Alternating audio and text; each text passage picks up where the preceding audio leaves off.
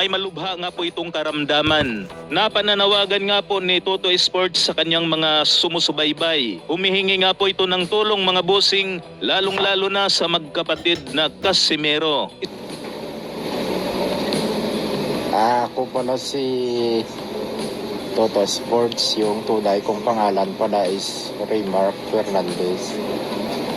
Di rin ako nakapag-upload ng ilang buwan kasi pero akong na-diagnose ako na may sakit kagaya kay Francis Pagaluna, which is yung cancer of the blood o leukemia. At sabi ng doktor, wala na daw pag-asa kasi malala na daw. Kaya anytime, maaaring mawian na rin ako ng buhay. Kaya humingi ako ng tulong sa mga supporters ko kahit kunti lang, especially sa naging inspirasyon ko sa vlogging. Casimero Brothers.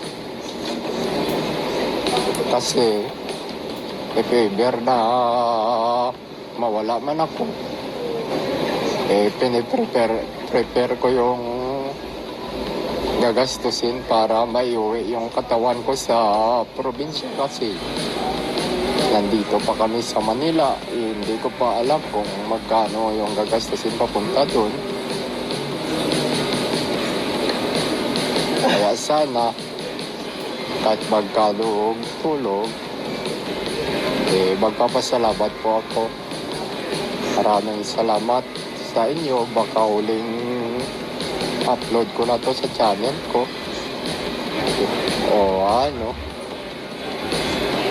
Sana sa mga naging kaibigan ko sa vlogging, especially kila Jason and kila Pinas Boxing, BM29, maraming salamat, especially kay Jason Casimero, nag-inspire sa akin.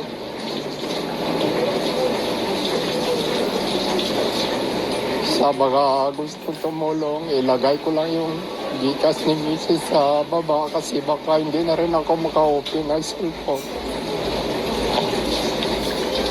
Isang napakalungkot nga po ito mga bossing, pero sana makapag-ambag tayo basta bukal sa ating kalooban.